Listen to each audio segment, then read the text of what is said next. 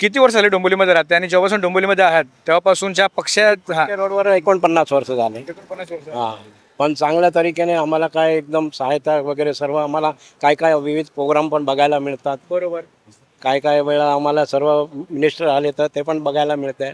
बसून आम्हाला फडके रोडवर गणेश मंदिर जवळ आहे म्हणून लोक येत राहतात आणि त्याची पण चहलपहल आम्हाला पण मिळते. काय काय वेळा आम्हाला पण धंद्यावर चांगला मिळते.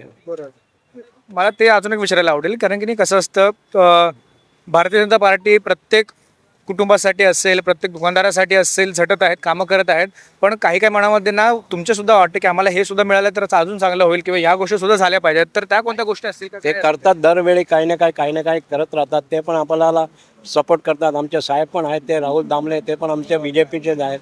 ते पण आम्हाला बिल्डिंगचे मालकच आहे पण ते पण आम्हाला सपोर्ट करतात काही वेळा कुठल्याही वस्तूमध्ये. आता निवडणूक सुरू आहे आता 2-3 दिवसामध्ये आपल्या त्या डोंबिवलीमध्ये सुद्धा इलेक्शन येणार आहे तुमचं मत कोणाला जाईल नेमकं? आमचा एकदम परफेक्ट मत आमच्या BJPला आहे. बीजेपीला जास्त 100%. हो, कारण का त्या जेव्हापासून बीजेपी आपल्या सत्तेमध्ये आलंय किंवा बीजेपीची जेव्हापासून कामं सुरू आहेत तेवढी सगळी कामं डोंबिवलीला पुरा कशी आहेत का? पुरं आहेत ना, त्यांनी केलेच आहेत ना, सर्व करत राहतात ते पण. बरोबर. असं आहे. तो थोडा वेळ लागतो कुठलीही वस्तू जे असेल त्याला वेळ लागतो. ते तर होतच कुठल्याही कामावर. घरात सुद्धा आपण काम करतो तर वेळ लागतोच ना कुठल्याही कामावर. बरोबर. ते BJP काम आपलं घरच आहे. घरच आहे. ते आपण घर मानूनच आपण चालायला त्याच्याकडे.